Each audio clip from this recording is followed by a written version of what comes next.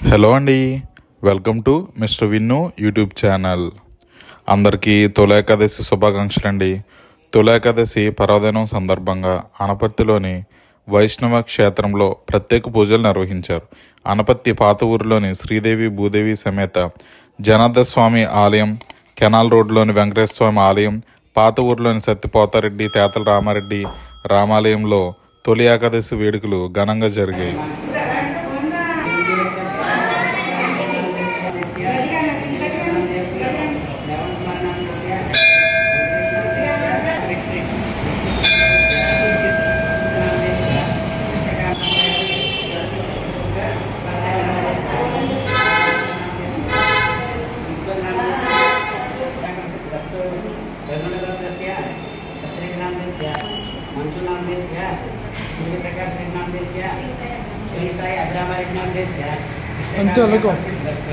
శ్రీదేవి భూదేవి సమేత శ్రీ వెంకటేశ్వర స్వామి అనుగ్రహ కృపా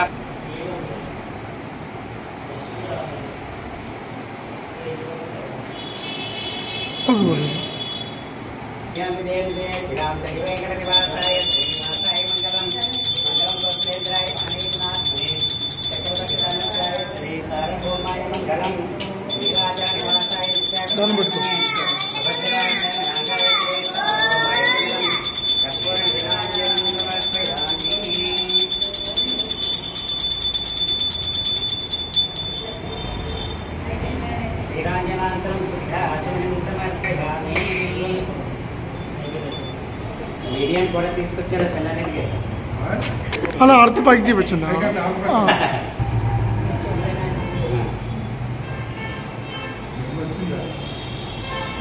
రాత్రి పెట్టారు, నేను రాత్రి పెట్టాను.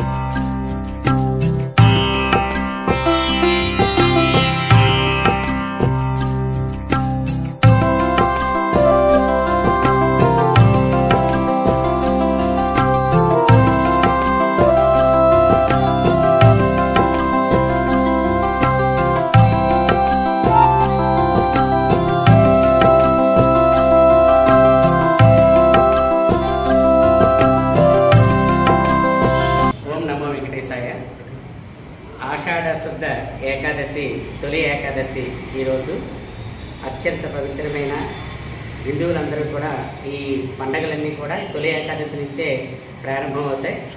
ఈ తొలి ఏకాదశిని, ఆషాఢ శుద్ధ ఏకాదశి, తొలి ఏకాదశిని దేవశైలి ఏకాదశి అంటారన్నమాట. శ్రీ మహావిష్ణువు పాల సముద్రంలో శేషపాండం మీద ఆయన అలా పౌలించి నిద్రపోయి ఉండే రోజు ఈరోజే ప్రారంభం అన్నమాట దేవశైలి ఏకాదశి.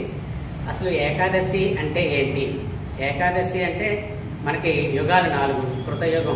కృతయుగంలో మరి శ్రీ మహావిష్ణువు కృతయుగంలో చంద్రావతి నగరాన్ని మురుడు అనే రాక్షసుడు పరిపాలిస్తూ ఉండేవాడు అన్నమాట.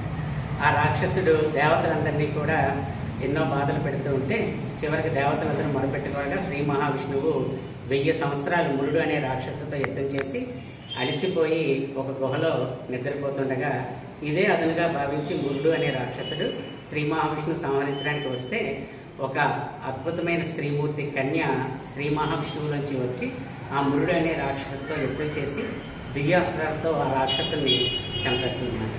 ఇలాగ నిద్ర మేల్కొని చూసేటప్పటికల్లా చనిపోయి ఉన్న రాక్షసుడు ఆ కన్యని చూసి ఆశ్చర్యపోతారు శ్రీ మహావిష్ణువు. ఏ వరం కావాలో కోరుకోమని అంటే, నా పేరు ఈరోజు ఏకాదశి నాడు మీ శరీరం నుంచి నేను ఉద్భవించాను కాబట్టి నా పేరు ఏకాదశి అని నా పూజ చేస్తూ ప్రజలందరూ భక్తులందరూ కూడా వారి యొక్క సంసార సాగరం నుంచి కూడా తృప్తి పొందేలాగా, అదేవిధంగా స్వర్గ విముక్తి మామూలుగా విముక్తి పొందేలాగా కూడా, పాపాల నుంచి విముక్తి పొందేలాగా కూడా వరం ఇమ్మని కోరుకుంటే అప్పటి నుంచి శ్రీ మహావిష్ణువు వరం ఇచ్చి అదృశ్యం అవుతారనమాట. ఆ రోజు నుంచి అసలు మనకి పాడ్యము నుంచి అమావాస్య వరకు 15 తిథులు ఉంటాయి. అందులో ఏకాదశి తిథి 11వ తేదీ. మనకి పాడ్యం ఈ అమావాస్య నుంచి సూర్యుడి నుంచి చంద్రుడికి, చంద్రుడి నుంచి అమావాస్యకి శుక్లపక్షం, బహుళపక్షం ఈ కళలు 11వ కళలు చేరడం వల్ల ఆ పవిత్రమే మనకి ఇంద్రియాలు 5 కర్మేంద్రియాలు, 5 జ్ఞానేంద్రియాలు, ఒక మనస్సు, ఈ 11 ఇంద్రియాలు కలిపి ఎవరు శ్రీ మహావిష్ణువుకి అర్పించి అర్చిస్తారో వారు ఆయన యొక్క ఆశీస్సులు, అనుగ్రహాన్ని పొందుతారని దాని సందర్భంగా ఈ మనకి బహుళపక్షంలో 15, శుక్లపక్షంలో 15, మొత్తం సంవత్సరంలో 24 ఏకాదశులు వస్తాయి. అధిక మాసం వస్తే ఇంకొక 2 ఏకాదశులు పెరుగుతాయి అన్నమాట. పూర్వం ఎంతోమంది ఏకాదశి వ్రత మహత్యాన్ని నిష్కామ్య వ్రతం అంటారు. ధర్మరాజు ఆచరించి తిరిగి రాజ్యాన్ని పొందాడు.